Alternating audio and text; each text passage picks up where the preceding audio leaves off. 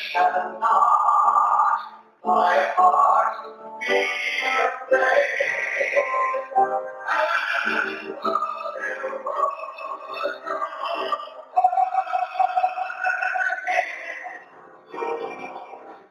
Shall I put my trust in Him? For in the time of trouble, He will hide me in His tabernacle. Yes, in the secret places of His dwelling shall He hide me.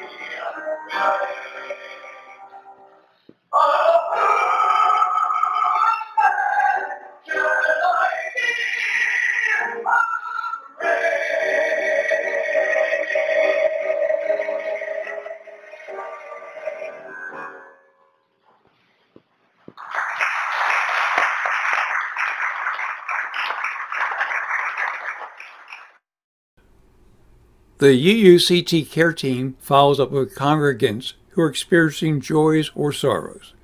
The care team also addresses needs of congregants. The care team can be contacted by email at careteam@uutampa.org. And now to our service.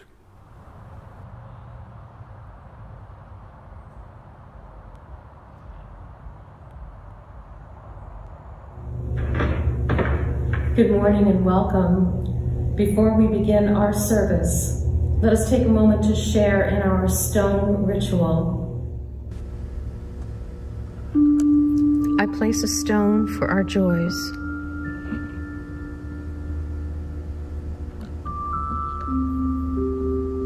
One for our sorrows.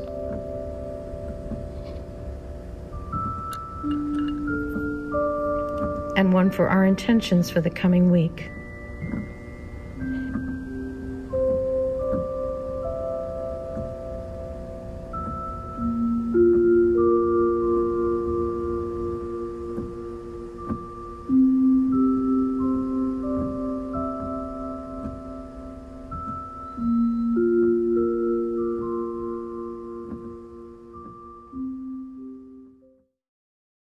Good morning and welcome to the Unitarian Universalist Church of Tampa.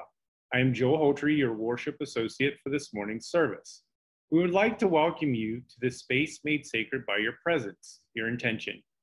You are welcome here no matter who you are, where you come from, or what your background.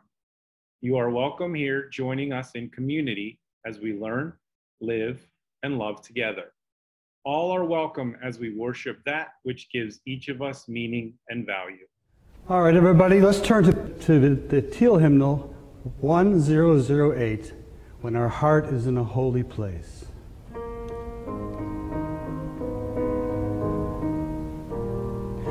When our heart is in a holy place, when our heart is in a holy place, We are blessed with love and amazing grace when our heart is in a holy place. When we trust the wisdom in each of us, every color, every creed and kind, and we see our faces in each other's eyes, then our heart is in a holy place. When our heart is in a holy place, when our heart is in a holy place, we are blessed with love and amazing grace when our heart is in a holy place. When we tell the story from deep inside and we listen with a loving mind, and we hear our voices in each other's words, then our heart is in a holy place. When our heart is in a holy place, when our heart is in a holy place, we are blessed with love and amazing grace when our heart is in a holy place. When we share the silence of sacred space and the God of our heart stirs within, and we feel the power of each other's faith, then our heart is in a holy place. When our heart is in a holy place, when our heart is in a holy place, we are blessed with love and amazing grace when our heart is in a holy place. When our heart is in a holy place.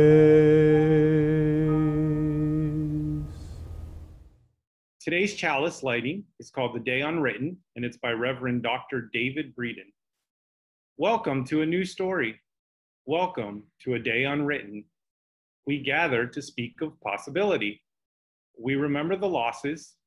We celebrate the victories as a people of story. We embrace the possible over than the probable, weaving a story of hope. Join us in the new story. Join us in the day unwritten. Join us in the future of possibility.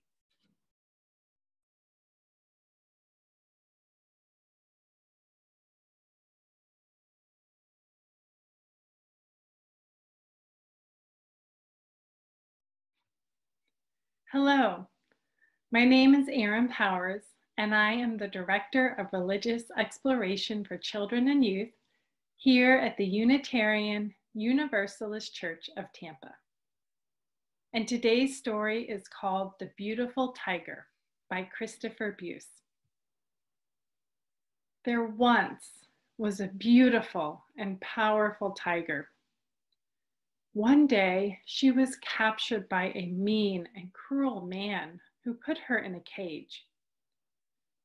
The man kept the cage in a jungle not far from his house. Every day, he would bring out a bowl of water and some food for the lonely tiger. Sometimes the tiger would see her own reflection in the bowl of water, and she would say, "My, I must be a beautiful tiger." When the man heard her say this, he would lie and tell her, "No, you are not a beautiful tiger. You are very ugly. You are a pitiful creature." Sadly, the tiger would believe the man. Some days, after she ate all her food, she would walk back and forth in her small cage and feel the energy and power moving through her body. And she would say, "My, I must be a powerful tiger." When the man heard her say this, he would lie and tell her, "No, you are weak and puny. You are a pitiful creature." Sadly, the tiger would believe the man. Then one day, when the man was nowhere around, a lion happened to walk by the cage. The lion saw the tiger inside and spoke to her. "Beautiful and powerful tiger, what are you doing lying about in a cage?" "Do not make fun of me," replied the tiger. "I know that I am neither beautiful nor powerful." "I'm not making fun of you," said the lion. "You are surely the most beautiful and powerful tiger I have ever seen. I am only surprised to see you lying here when you are clearly strong enough to break out of the cage." "You really think I could break out of here?" asked the tiger. "Quite easily, I should think," replied the lion. The tiger was not so sure at first. She had been told so many times that she was a weak and pitiful creature. But suddenly, it seemed that she could feel energy and strength moving through her body. She began to pace back and forth in her cage, and then almost without thought, she leapt against the cage door, and it flew open without any resistance. Once outside, she seemed dazed. "The cage didn't even have a lock on it," she said. "I spent so much of my life stuck in there, and the door wasn't even locked." The lion looked at her with soft brown eyes and said, "Those kinds of traps don't need locks. For it is the lies we believe that keeps us in our cages. It is the truth that sets us free." And with that, our story ends. Today's reading for meditation is called "Our Stories Help Us Know Ourselves and Know What Matters in Our Lives," and that's by Reverend Douglas Taylor. Gracious and loving God, Great Spirit, Mother Goddess, Spirit of life and love, Thou who art known by many names, though contained by none, we gather this hour to consider creation and our own creative spark within. We gather as around a campfire, listening to the stories of the people, seeking and searching. Oh, Spirit, we long to find our way in the oft-times difficult days of our living. We long to know and be known. Amid the good and bad we walk through each day. For so many things we offer our thanks. Help us, O God, to not take for granted sunlight and friendship, beauty in the 10,000 things. We give thanks. We say thank you. We give thanks. Help us, O Spirit, to see the way forward when we have troubled and feel lost. Help us to remember that we participate in creation and can lend our own spark to make life sweeter. Remind us to honor creativity as holy work. Remind that our stories help us know ourselves and know what matters in our lives. May the presence of the Holy touch each of us in ways that bring us closer to the life-giving power of creation and creativity. In the name of all that is holy, may it be so.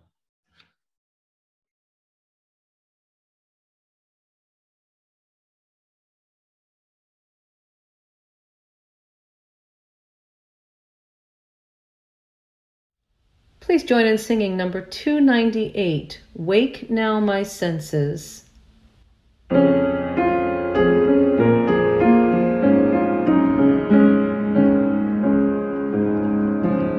Wake now my senses and hear the earth call.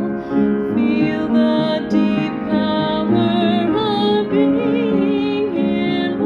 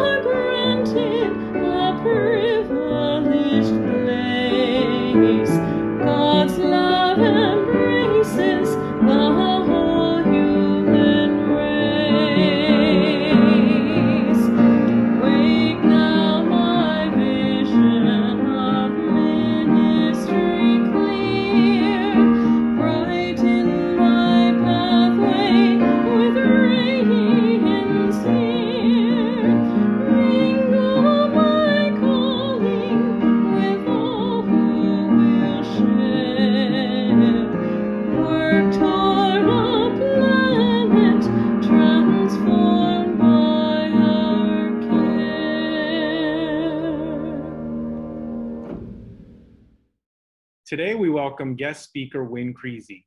Wynn was born in Bedford, Virginia. She has had a wide professional career as an actress, singer, teacher, and artist.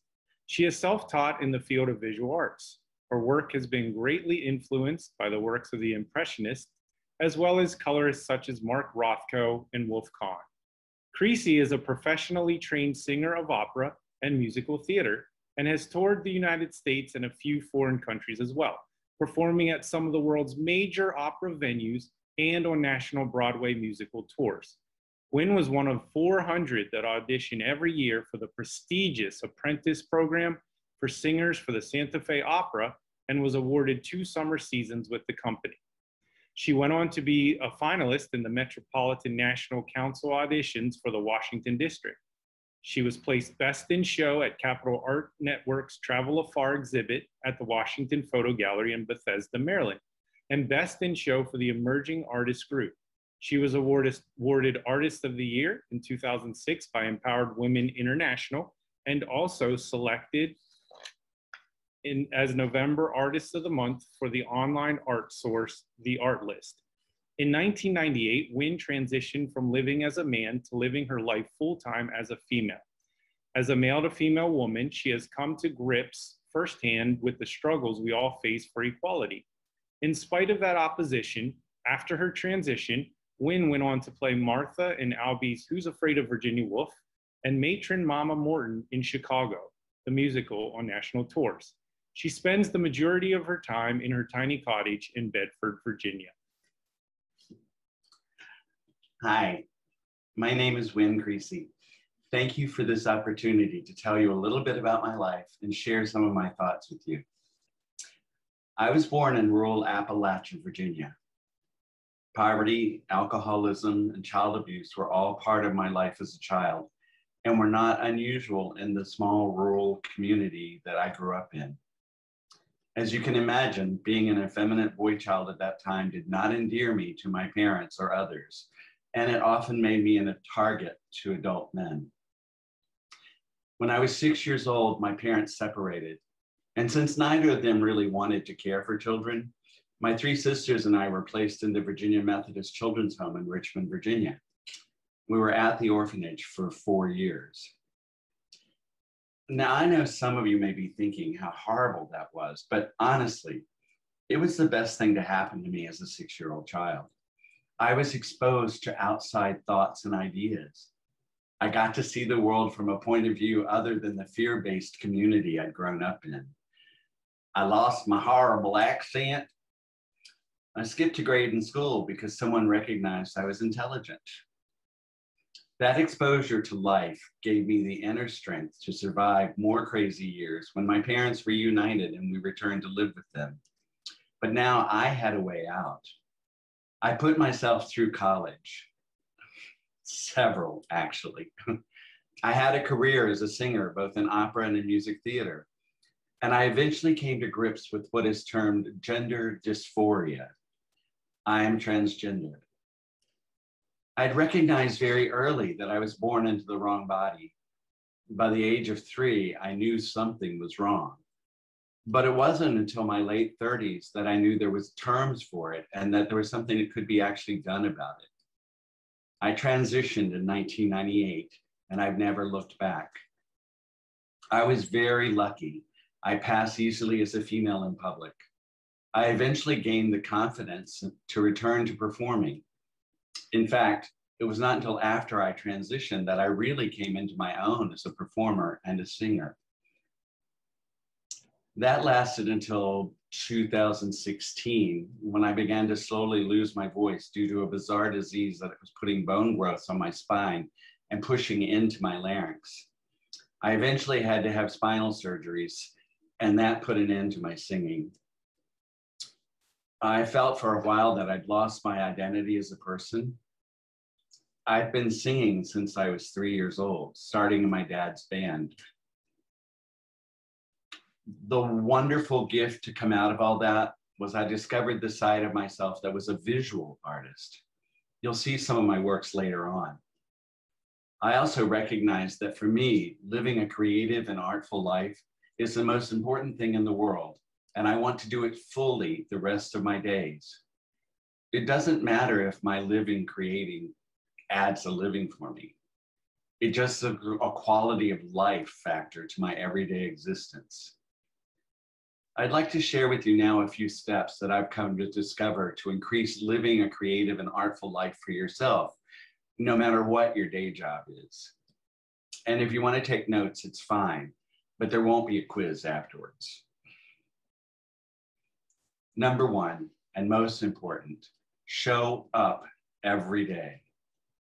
Coach Dick Vermeil said, and I quote, "If you don't invest very much, then defeat doesn't hurt very much, and winning is not very exciting," unquote. So make your quality of life a priority in your life, not your livelihood. Have a regularly scheduled time for yourself that is sacred, time to meditate, time to create, time to journal. Don't let anyone else have that time for any other reason. Set specific goals for every day. For instance, if you're a musician, today I will master that 3.5 octave run with the triplets in the Mozart, as opposed to today I will practice for 45 minutes. See the difference? Number two, define success for yourself. Take the time to decide what you really want out of life now. Is it security? What does that mean to you? Financial or commercial success? What about to be the very best you can be as a husband or a wife? Define for yourself how you know you have achieved what your ideal of success is.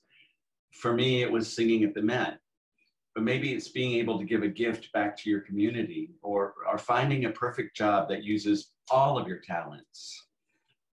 Stay focused on your goals and your successes. Analyze them often. Make changes as you deem appropriate. Recognize there is only one person in the world with your voice, with your intellect, with your heart, with your experiences, and with your personal view of the world and life around you. Being unique is what makes us fulfilled as a human being. Trust yourself to be the very best that you can be and to work daily to master your craft as an actor, as a writer, as a factory worker, as a mechanic, as a CEO, as whatever your path leads you to do. You will be successful. Number three, don't worry, there are only 6, don't panic. Number three, educate yourself. No one can teach you. Your teachers are only guides. You have to do the work yourself. Read everything you can get your hands on. Reading expands our vocabulary and our minds and allows us to converse more freely with others. Learn a foreign language. Trust me, it only gets harder the older we are. We as human beings cannot live isolated from the rest of the world, and not all the world, or even all the United States, speaks American English. Learn to play an instrument. It's not about becoming famous. It's about self-accomplishment and thus self-esteem. We all need to learn to love ourselves more. Learn to listen. Listen more than you talk. Hear what people are really saying to you. Think before you speak. These all seem so simple, but they take a real amount of concentration and work to do. And remember, my favorite rule, in life, you have to know the rules correctly before you can bend them. Number 4, and this is probably the hardest one, I think, for me. You will often hear family and friends and even teachers who mean well tell you to wait, but I say learn to take planned risk. American theater director Anne Bogart says, and I quote, "Do not wait. Do not wait for enough time or money to accomplish what you think you have in mind. Do not wait for what you assume is the appropriate stress-free environment. Do not wait for maturity or insight or wisdom. Do not wait until you are sure you know what you are doing. Do not wait until you have enough technique. What you do now will determine the quality and scope of your future endeavors.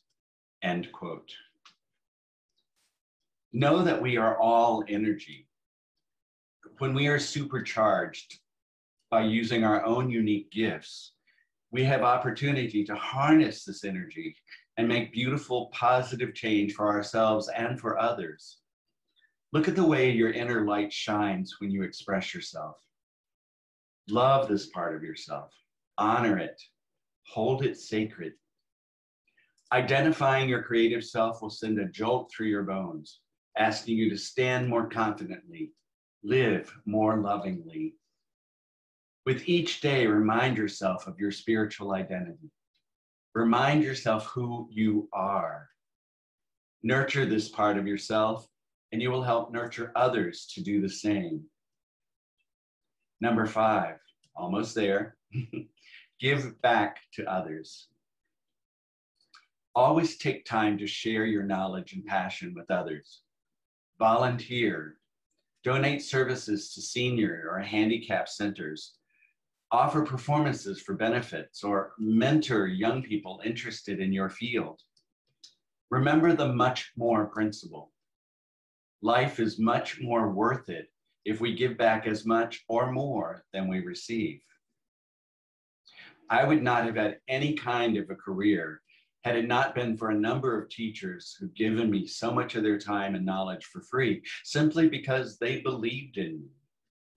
That confidence took me throughout the United States and Europe as a singer.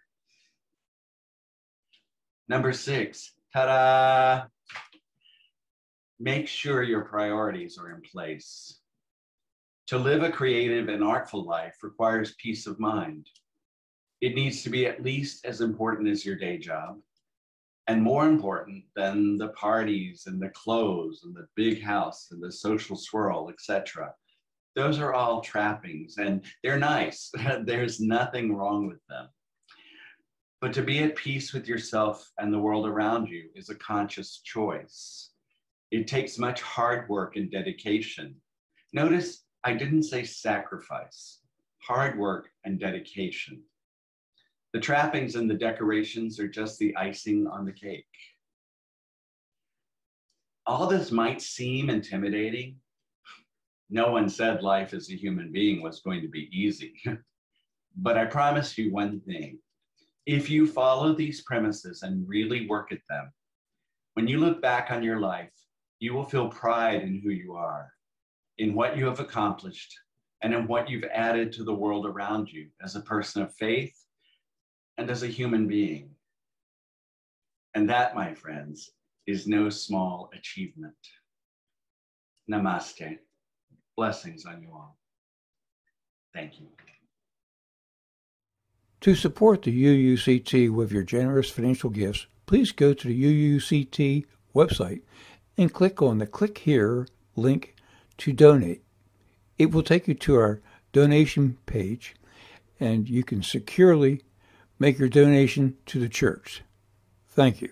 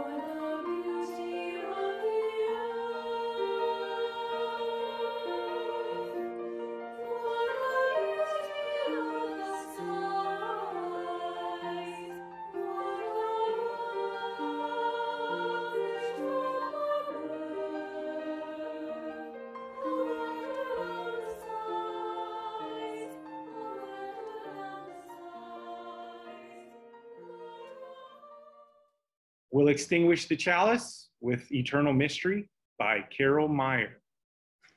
May we open ourselves ever more fully to that eternal mystery which lures us onward toward life and creativity. May we find the courage to live our faith, to speak our truth, and to strive together for a world where freedom abounds and justice truly does roll down like water. May we know the fullness of love without fear and the serenity of peace without turmoil. May we hold one another in the deep and tender places with compassion, and may we grace one another by sharing our own vulnerabilities, being ever mindful of the divinity within that makes soulmates of us all.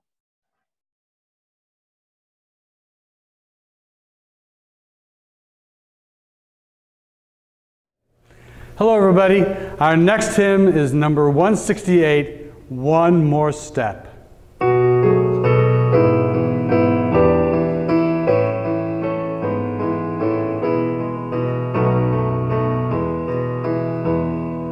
One more step, we will take one more step, till there is peace for us. Everyone will take one more step. One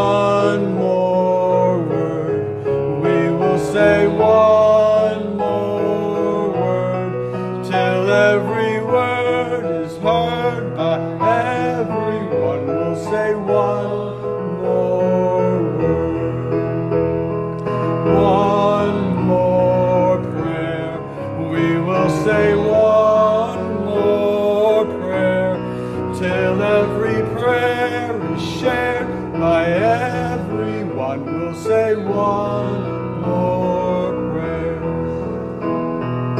one more song.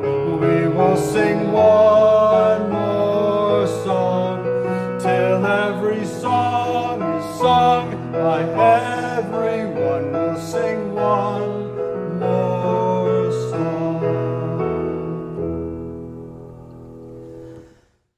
Thank you for joining us today. We look forward to the time when we can be in each other's presence again.